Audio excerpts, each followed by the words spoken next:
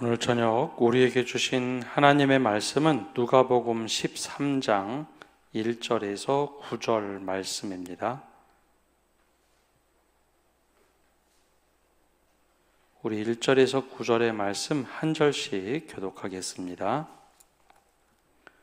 그때 마침 두어 사람이 와서 빌라도가 어떤 갈릴리 사람들의 피를 그들의 제물에 섞은 일로 예수께 아뢰니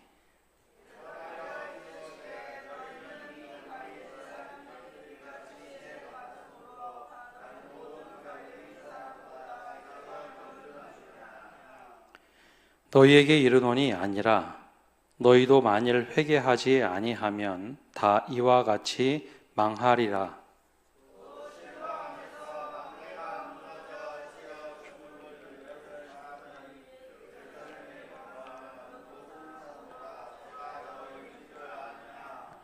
너희에게 이르노니 아니라 너희도 만일 회개하지 아니하면 다 이와 같이 망하리라.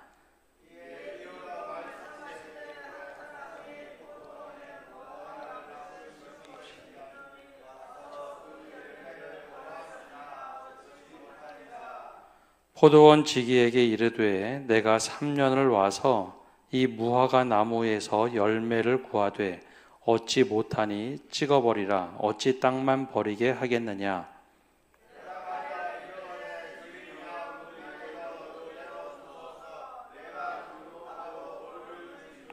함께 읽겠습니다. 이후에 만일 열매가 열면 좋거니와 그렇지 않으면 찍어버리소서 하였다 하시니라. 아멘. 우리 어제까지 초등부 신앙수련회 다 마쳤습니다. 또 격려해 주시고 기도해 주신 성도님들께 감사드립니다. 오늘 말씀은 우리의 신앙의 열매에 대해서 함께 말씀의 은혜를 나누겠습니다. 우리에게 신앙의 고정관념이 있죠. 우리 신앙을 갖기 전에 착한 일을 한 사람은 복을 받고 악한 일을 한 사람은 벌을 받는다라는 생각이 우리 마음속에 자리 잡고 있습니다.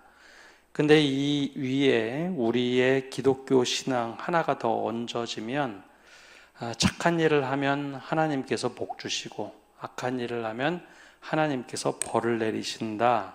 즉 인과응보 사상에 신앙을 올려놓으면 이렇게 우리가 이해를 하게 됩니다. 자연스럽게 예수 믿고 착하게 살면 복 받고 구원받고 악하게 살면 벌 받는다. 그런 도식을 우리가 종종 만들어냅니다. 그러다 보면 신앙생활을 하지 않는 사람들, 예수를 알지 못하는 사람들은 종종 우리에게 그런 질문을 합니다.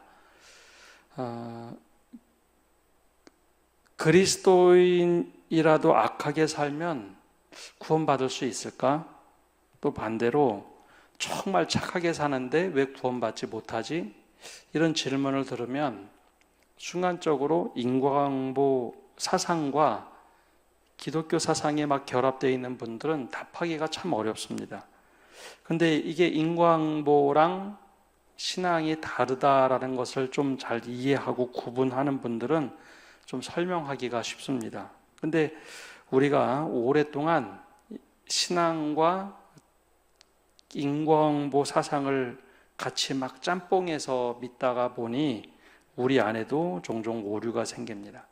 근데 이와 반대로 되는 것, 역이라고 하죠.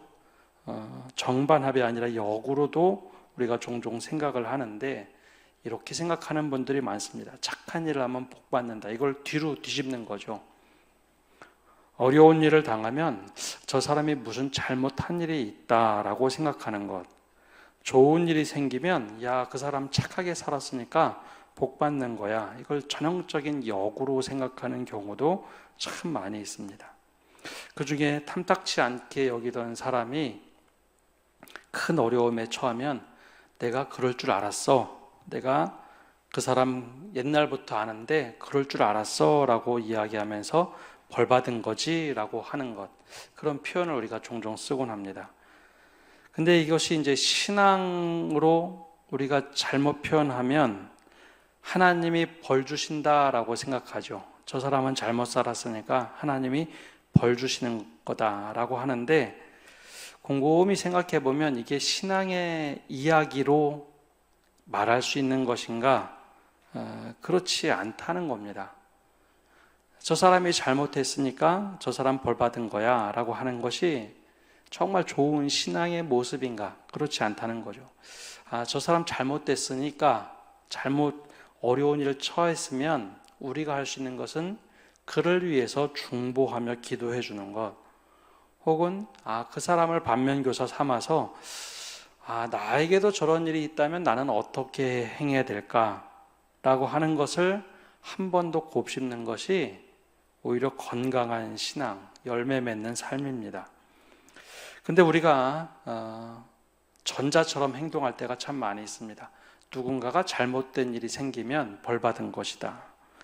근데 이것이 우리에게만 해당되는 것이 아니라 그 오래전에 유대인 사회, 즉 예수님이 살던 시대에도 이런 비슷한 생각을 하던 이들이 참 많았습니다. 그래서 오늘 말씀에는 예수님께서 합당한 열매를 맺어라 라고 하시는 의미로 그 생각을 교정하시는, 바른 신앙을 갖도록 하시는 이야기를 다루고 있습니다.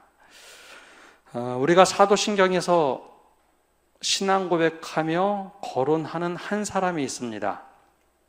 하나님 외에 한 사람의 이름이 늘 등장하는데 그 사람이 본디오 빌라도입니다. 그러니까 한국말로 음역해서 본디오 빌라도라고 읽는데요. 이 사람은 로마에서 파송한 총독입니다. 유대 땅을 지배하도록 했죠. 그 티베리우스 황제 시대에 이 본디오 빌라도를 유대의 총독으로 파송을 해서 약 10년 정도 그가 다스리게 됩니다. 이 총독이라는 직책은 군사, 행정, 사법권을 가지고 있는 굉장히 막강한 권력을 가지고 있는 사람입니다.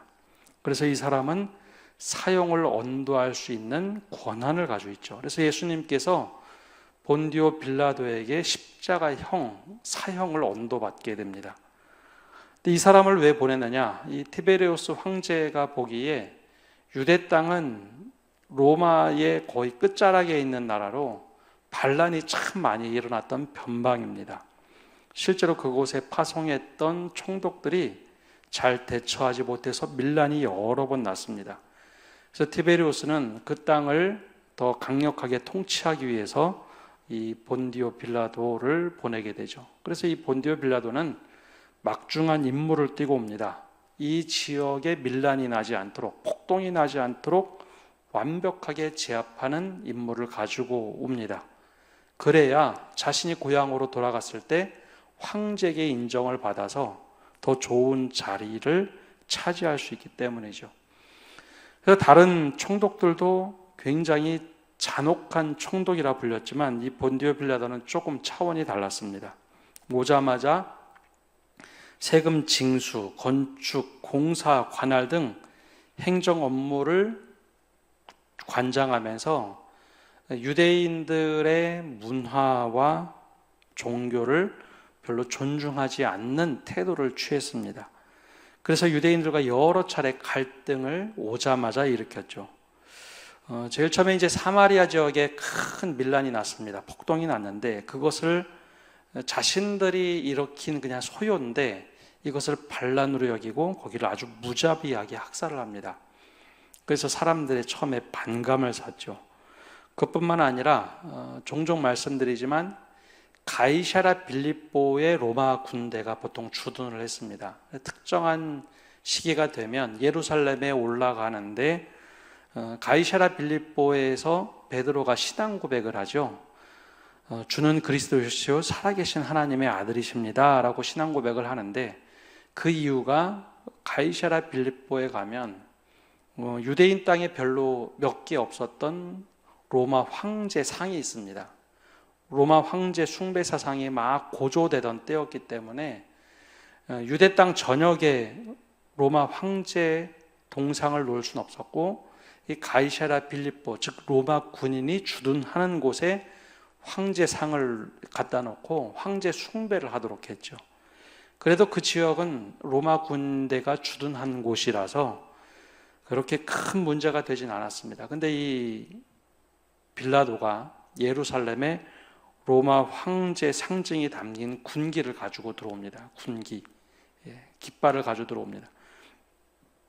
그것 때문에 유대인들이 굉장히 큰 반란을, 아주 악감정을 갖게 되죠.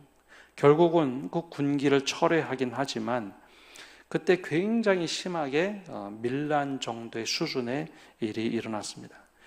그러고 보니 이제 빌라도가 유대 땅에서 결코 좋은 인정을 못 받았죠. 그래도 강력한 권한이 있기 때문에 유대인들이 꼼짝 못하는 상황이었습니다. 그러던 중에 그가 예루살렘에 종종 올라갈 때 보면 예루살렘에 물이 부족하다라는 것을 느끼게 됩니다.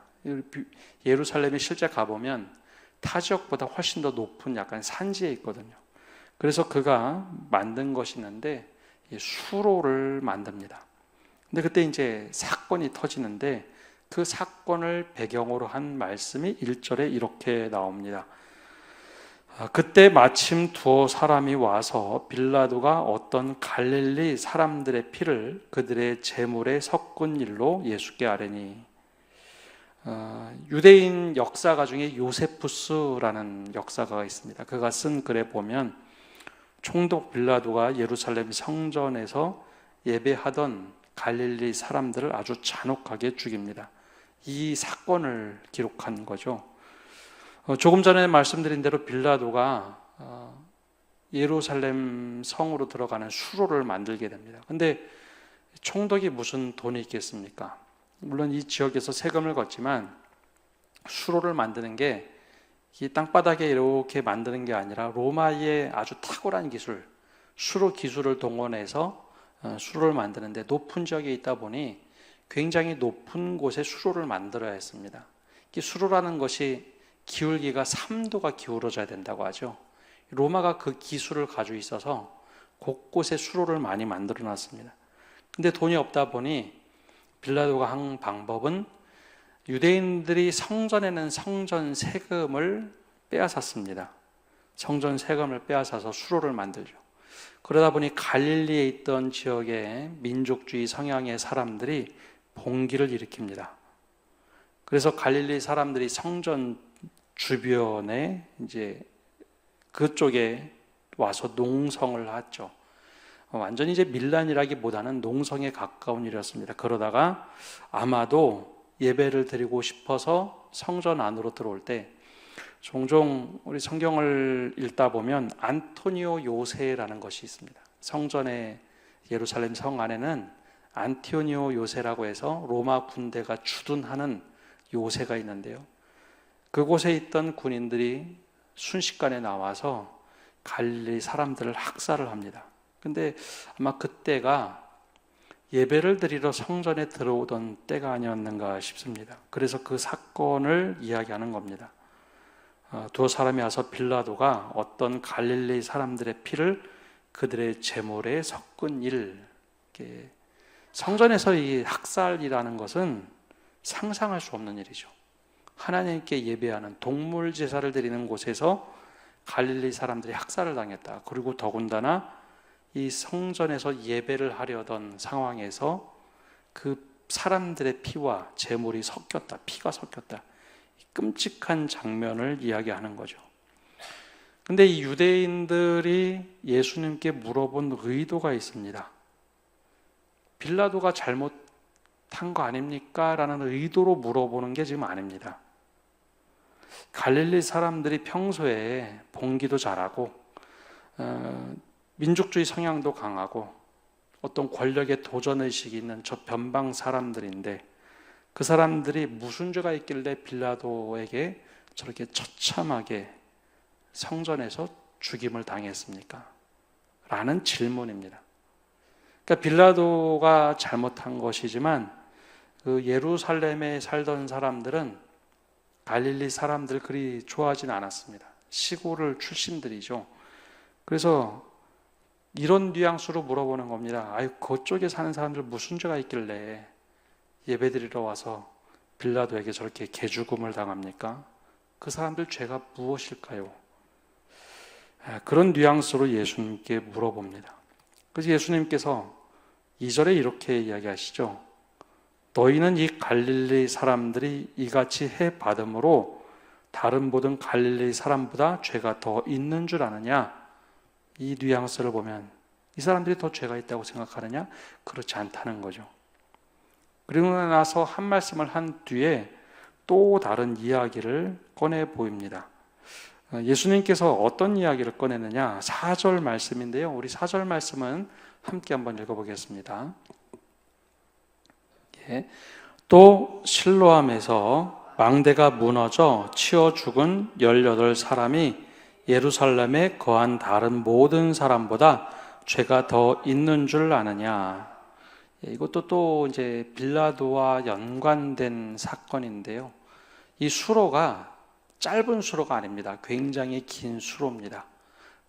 지금도 이스라엘에 가면 가이사랴 지역 혹은 요빠라는 지역에 가면, 옛날엔 요빠, 지금은 텔아비브인데요. 그 지역에 가면 헤롯이 만든 수로가 있습니다. 헤롯 대왕이 만든 수로가 여전히 남아있는데 그게 굉장히 높습니다.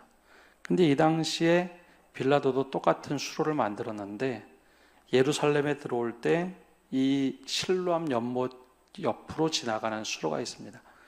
여러분, 수로가 있으면 사람들이 어떻게 할까요? 지금으로 얘기하면 우리 상수도입니다. 지금 상수도는 지하에 땅에 묻어놓고 관으로 묻어놓죠. 근데 이때는 그런 압력을 쏘는 기술은 없으니까 높은 지역에서 3도 약간 기울기를 맞춰서 9배를 맞춰서 물을 흐르도록 한 거죠. 그러면 중간에 있던 사람들이 어떻게 할까요? 그 마실 물을 가끔 몰래 빼먹겠죠. 그러면은 물이 도달하지 않겠죠. 그래서 중간중간에 망대를 세워놓습니다. 그게 실로암 옆에 있던 망대입니다. 근데 이 망대가 조그만 망대가 아니라 굉장히 컸던 망대인 것 같습니다. 근데 그 망대를 세워놨는데 그 망대가 어찌된 일인지 무너졌습니다. 그래서 18명이라는 사람이 갑자기 거기에 깔려서 죽게 되었습니다.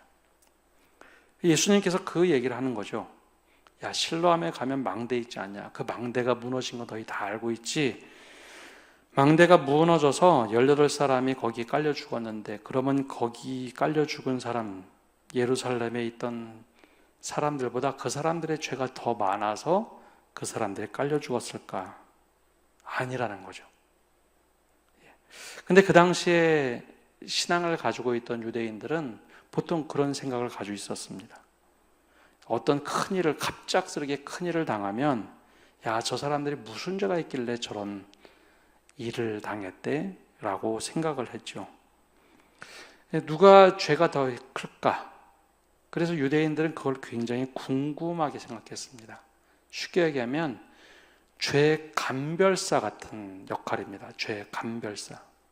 야, 저 사람 무슨 죄가 있어서 저런 일을 당했나? 야, 이런 죄 때문에 그랬을 거야. 그거를 추정을 하는 거죠. 그걸 추정하고 이야기하고 잘 해석하는 사람일수록 마치 하나님 편에서 하나님의 시선으로 사람을 바라보는 듯한 신앙을 가지고 있는 사람, 그런 생각이 팽배했습니다. 그러다 보니 자꾸 그렇게 보는 겁니다. 야, 저 사람 무슨 죄가 있어서 저런 일을 당했대? 근데 이걸 쭉 거슬러 올라가 보면 사람의 기원을 말하는 창세기 말씀을 보면 사람이 뭐를 먹지 말라고 했는데 먹게 되나요? 선악을 알게 하는 나무의 열매를 먹습니다. 그래서 하나님의 시선으로 자꾸 선악을 구분할 줄 안다고 생각을 하죠. 하나님 편에서 선악을 구분하면 그게 악을 감별하는 감별사라서 신앙이 되게 좋다고 자꾸 착각을 합니다. 그건 그때도 그렇고 우리도 마찬가지입니다. 아, 저 사람 무슨 죄가 있어서 저랬대? 그걸 잘 얘기하고 풀어가면 사람들이 귀를 쫑긋하고 듣게 됩니다. 근데 그게 신앙이 좋은 게 아니죠. 예수님께서 질문 받았던 이야기, 즉 갈릴리 사람들이 그렇게 학살을 당했던 이야기와 망대가 무너져서 18명이 죽었던 이야기를 예수님이 다시 꺼내면서 그 사람들이 정말 죄가 많아서 그랬을까? 그렇지 않다는 겁니다. 오히려 그 논점이 잘못됐다라는 거죠. 죄를 마치 감별하고 하나님의 시선으로 막 저기 죄가 더 있어서 저 사람이 죄가 더 많아서 그런 거야 라고 하는 것이 결코 그 사람의 믿음을 자라게 하지도 않고 믿음을 성숙하게 만들지도 않는다라는 겁니다. 근데 이게 그때만 일이 아니라 지금도 마찬가지입니다. 여러분, 우리에게 종종 자연재해가 납니다. 그럼 자연재해가 나면 그리스도인이라면 안타깝게 생각해야 되는데 종종 이렇게 말하는 분들이 있습니다. 야, 그 지역에는 잘못한 사람들이 많아서 그렇게 사람들이 피해를 입은 거야. 우리 땅에서도 요즘에는 인터넷이 발달해서 그런 이야기하면 금방 삽시간에 문제가 됩니다. 과거에도 그런 이야기가 계속 회자가 됐습니다. 우리 21세기에 들어서서 가장 큰 지진이 났던 것이 반다아체, 인도네시아에서 지진이 났죠. 수십만 명이 죽었습니다. 그것도 크리스마스 전날이었죠. 그 이슬람 지역에서 수많은 사람들이 죽자 교회에서 나온 이야기들이 그 사람들은 이슬람 사람들이라서 하나님이 심판하셨다라는 이야기가 나왔습니다. 터키에서 지진이 났을 때도 비슷한 이야기를 합니다. 일본에서 대지진이 났을 때도 일본이 우상들을 믿으니까 그런 일이 있지. 근데 지진이 그렇게만 납니까? 자연재해가 그렇게만 납니까? 그게 믿음이 좋은 게 아니라 오히려 믿음의 왜곡된 모습을 보여주는 겁니다. 그래서 예수님께서 3절과 5절에 이 사건에 대해서 똑같은 말씀을 하시는데 3절, 5절 말씀이 똑같습니다. 그 중에 5절 말씀만 좀 보겠습니다. 5절 말씀 우리 함께 읽어보겠습니다. 너희에게 이르노니 아니라 너희도 만일 회개하지 아니하면 다 이와 같이 망하리라. 아멘. 예수님이 말씀하시죠. 야, 너희들 그렇게 생각하면 안 된다. 안 된다. 너희도 만일 회개하지 아니하면 다 이와 같이 망하리라. 너희들이 벌 받는다는 이야기가 아닙니다. 이런 일들은 비극의 원인을 죽은 자들에서 죄에서 찾으면 안 된다라는 이야기입니다. 우리 살아있는 모든 사람들이 우리의 죄에 대해서 회개하지 않으면 그런 일은 누구에게나 찾아올 수 있다는 거죠. 누군가 잘못된 일이 있으면 야, 저 사람들 왜 벌 받았대? 왜 죽었대가 아니라 그러면 그 사람들을 보면서 나는 지금 어떻게 살고 있느냐? 나는 회개하면서 살고 있느냐? 그게 진짜 좋은 신앙의 모습입니다. 나는 그러면 어떻게 살고 있을까? 저 사람들이 저런 엄한 일을 당했는데 나는 지금 오늘 당장 나에게 이런 일이 생긴다면 나는 오늘 어떻게 살아야 될까? 나는 회개하고 있는가?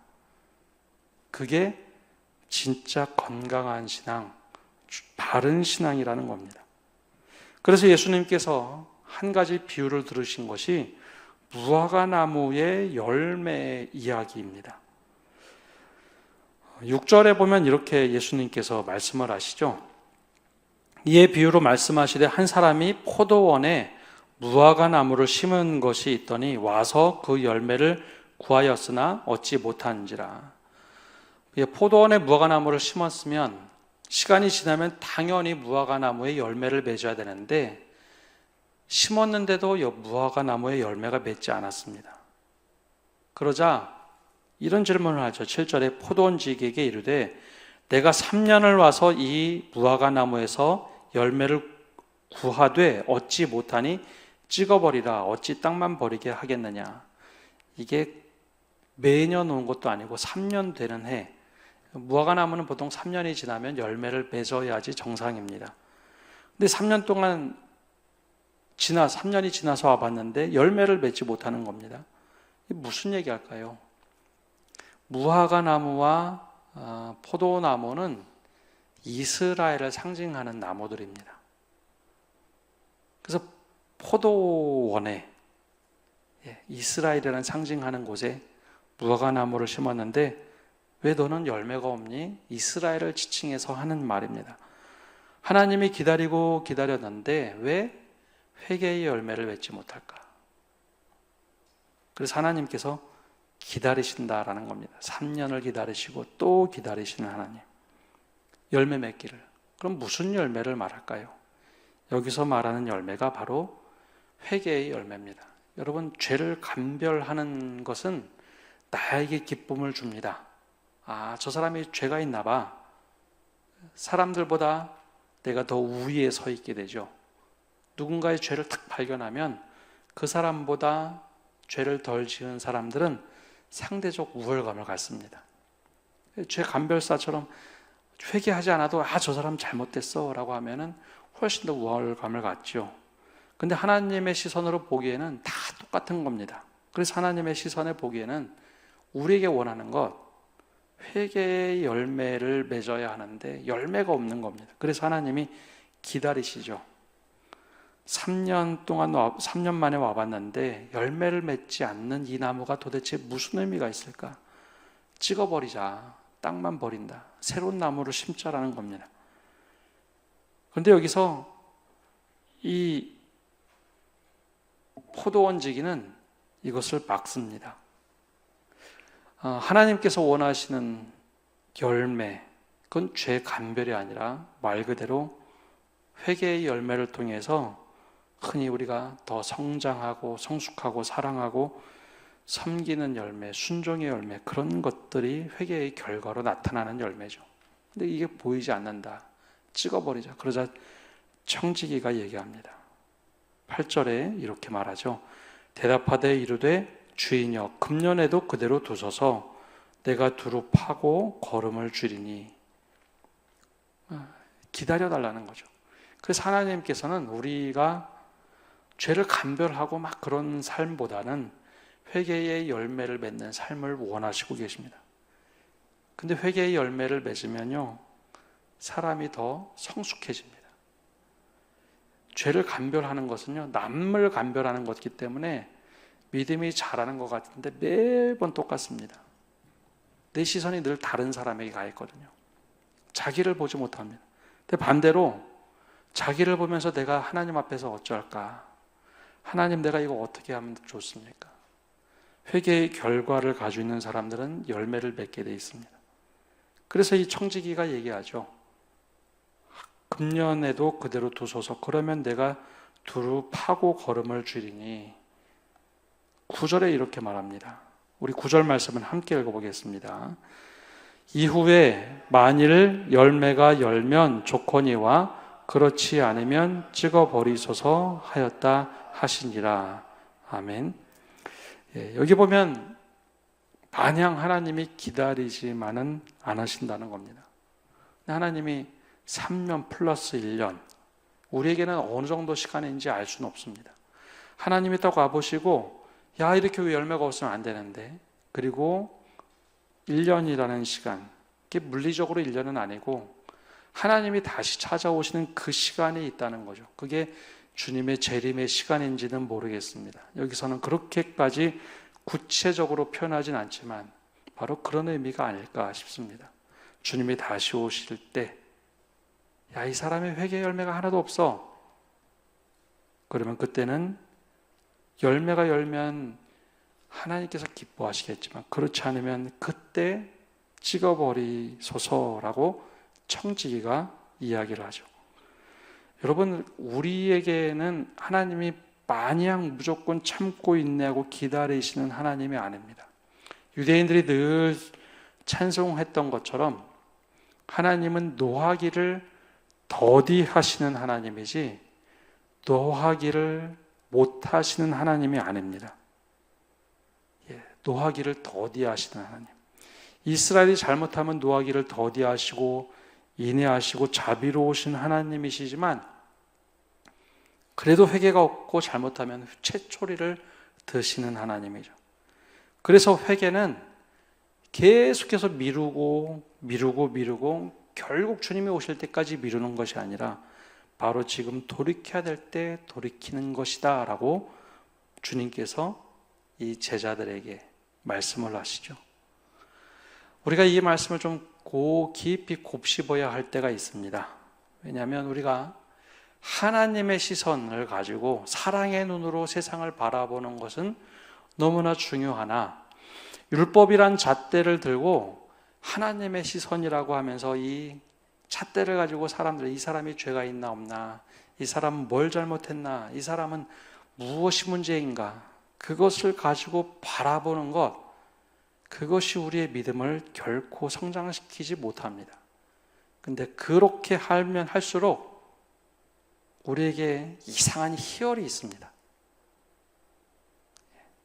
남을 정죄하면은요, 우리가 그냥 교회에서 늘 얘기할 땐 그거 잘못이라고 얘기하는데, 아니요, 일반적으로 남을 비난하거나 같이 모여서 욕하고 그러면, 저 사람을 정죄하고 하면요, 이상하게 하나님이 주신 희열이 아니라 사탄이 주신 욕망의 희열들이 막 끌어 넘칩니다.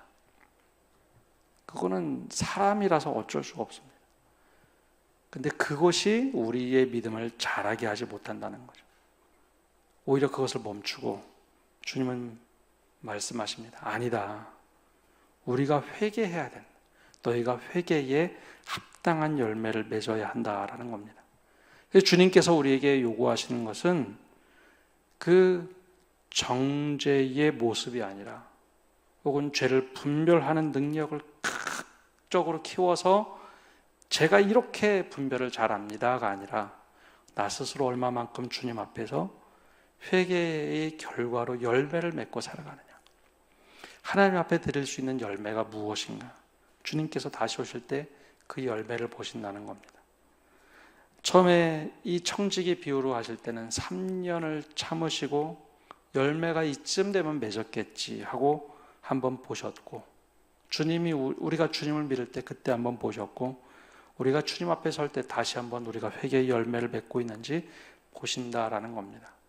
우리가 그 회개에 합당한 열매를 맺는 것, 하나님 나라를 우리가 눈으로 보는 것은 회개의 열매를 맺으면서 눈이 열려서 하나님 나라를 보기 시작합니다. 그 열매를 맺고 주님, 제가 이렇게 살아왔습니다, 이야기할 수 있는 모든 성도들이 되시기를 바랍니다. 그래서 하나님의 시선으로 정죄가 아니라 하나님의 시선으로 사랑으로 보는 것, 섬김으로 보는 모든 성도 여러분 되시기를 간절히 축복합니다. 기도하겠습니다. 하나님, 오늘도 저희가 주님 앞에 나와서 말씀을 듣고 나갑니다. 주님, 우리가 오늘 예수님께 질문을 던졌던 사람들처럼 갈릴리 사람들은 무엇을 잘못했기에 이렇게 빌라도에게 죽임을 당했습니까? 처참하게 그들의 죄 때문에 이런 일이 생긴 것 아닙니까? 라고 하는 질문처럼 우리가 어려움을 당한 사람들을 향하여, 혹은 잘못에 빠진 사람들을 보면서 저 사람들은 무슨 죄가 있길래 저렇게 됐을까? 혀를 차는 우리들의 모습을 엿보게 하여 주옵소서. 그것보다는 주님께서 말씀하신 대로, 아니다, 우리가 회개에 합당한 열매를 맺어야 한다고 하실 때 우리가 자신을 들여다보며 하나님 앞에서 얼마나 우리가 부끄러운 존재인지, 혹은 누군가 잘못된 길을 갈 때 그를 위해서 대신하여 중보 기도할 뿐만 아니라, 혹 나에게도 저런 어려움이 찾아왔을 때 나는 어떻게 해야 될런지 늘 우리 자신을 돌아보며 회개에 합당한 열매를 맺어가며, 오늘보다는 내일이, 내일보다는 모레가 더 성숙한 믿음, 성장한 믿음을 갖고 살아가게 하여 주시옵소서. 그래, 주님이 다시 우리를 만나실 때 회개에 합당한 열매를 가지고 주님을 만나, 저는 이렇게 주님 앞에서 열매를 맺고 살아갑니다, 회개의 결과로 주님께 드릴 열매를 맺고 살아갑니다, 말할 수 있는 저희 한 사람 한 사람 되도록 축복하여 주옵소서. 예수님의 이름으로 기도합니다. 아멘.